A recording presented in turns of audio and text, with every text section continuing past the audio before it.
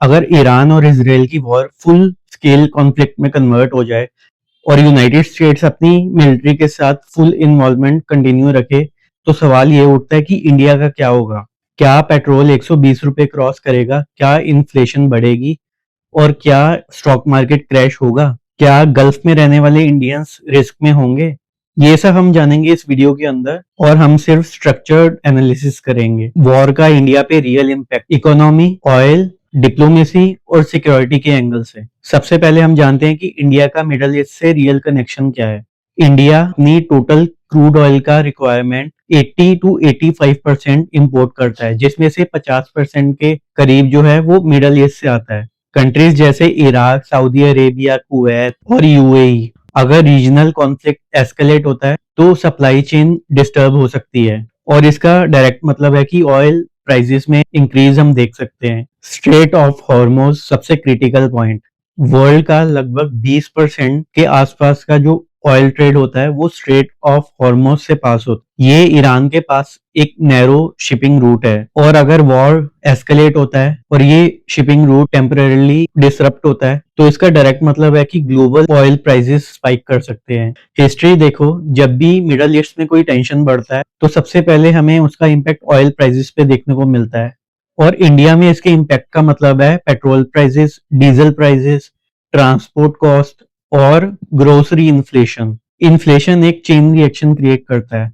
अब हम जानते हैं कि इसका स्टॉक मार्केट पे क्या इम्पैक्ट पड़ सकता है। जब भी कोई वॉर होता है वो एक अनसर्टेनिटी क्रिएट करता है, और ग्लोबल इन्वेस्टर्स फिर एक सेफ एसेट्स में शिफ्ट होना शुरू कर देते हैं, जैसे कि गोल्ड या यूएस डॉलर, और इमर्जिंग मार्केट्स जैसे कि इंडिया से एफआईआई आउटफ्लो हो सकता है, और इसका इफेक्ट होगा सेंसेक्स वॉलेटिलिटी, रुपी डेप्रिसिएशन, इंपोर्ट और महंगा। लेकिन एक पॉजिटिव एंगल भी है, अगर वॉर लिमिटेड रहता है और ऑयल सप्लाई कंप्लीटली ब्लॉक नहीं होती, मार्केट शॉर्ट टर्म पैनिक के बाद स्टेबलाइज हो जाता है। अब हम बात करते हैं लोगों की जो कि इंडिया के हैं लेकिन वो मिडल ईस्ट में रहते हैं, उन पे क्या असर पड़ेगा। और ये सबसे इम्पोर्टेंट और सबसे इमोशनल एंगल। लगभग 8 से 9 मिलियन इंडियंस गल्फ रीजन में काम करते हैं, और जो पैसा वो इंडिया में भेजते हैं वो इंडिया के फॉरेन एक्सचेंज का मेजर सोर्स होता है। और अगर कॉन्फ्लिक्ट गल्फ कंट्रीज तक स्प्रेड होता है तो इवैक्यूएशन ऑपरेशंस की जरूरत पड़ सकती है, और रेमिटेंस फ्लो टेम्परेली इम्पैक्ट हो सकता है। इंडिया ने पहले भी इवैक्यूएशन मिशंस करे हैं, लेकिन एस्केलेशन सिचुएशंस को कॉम्प्लेक्स बना सकती हैं। अब बात करते हैं इंडिया की डिप्लोमेटिक पोजीशन की। इंडिया ट्रेडिशनली एक बैलेंस्ड अप्रोच रखता है।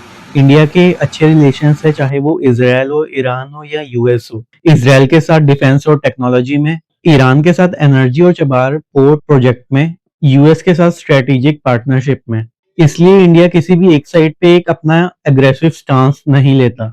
गोल होता है स्टेबिलिटी प्लस इकोनॉमिक गोल प्रोटेक्ट करना, और अगर वॉर एस्केलेट होता है तो इंडिया को केयरफुली डिप्लोमेटिक बैलेंसिंग करनी होगी। अब बात करते हैं एनर्जी सिक्योरिटी की, कि इंडिया कितना प्रिपेयर्ड है। इंडिया के पास एक इमरजेंसी स्टोरेज होता है जो कि शॉर्ट टर्म का डिसरप्शन हैंडल कर सकता है, लेकिन अगर लॉन्ग टर्म डिसरप्शन होगा तो इंपोर्ट डाइवर्सिफिकेशन और इंपोर्ट ऑल्टरनेटिव ढूंढना पड़ेगा। इंडिया रशिया से भी ऑयल इंपोर्ट करता है, और ये डाइवर्सिफिकेशन में हेल्प करता है। अब बात करते हैं अगर एस्केलेशन होता है तो कॉमन इंडियन को क्या फील हो सकता है।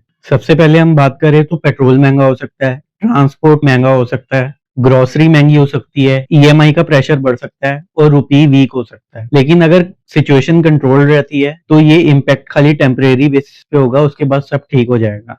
ईरान इसराइल की वॉर अगर रीजनल लेवल पे एक्सपेंड होती है तो इंडिया डायरेक्टली बैटल फील्ड में नहीं होगा, लेकिन इकोनॉमिकली और डिप्लोमेटिकली एक इम्पैक्ट फील करेगा। सबसे बड़ा रिस्क होगा ऑयल सप्लाई डिसरप्शन, और सबसे बड़ा चैलेंज होगा इन्फ्लेशन कंट्रोल। वॉर सिर्फ बॉर्डर्स पे नहीं लड़ी जाती, वॉर्स का कभी कभी इम्पैक्ट आपको पेट्रोल पंप पे, ग्रोसरी में और स्टॉक मार्केट में भी दिखता है। इंडिया जियोग्राफिकली दूर है मगर इकोनॉमिकली कनेक्टेड है, इसलिए सिचुएशन को पैनिक से नहीं एनालिसिस से देखना जरूरी है। अगर आपको ये वीडियो अच्छी लगी तो please subscribe to this channel and share this video with your knowns, friends and family.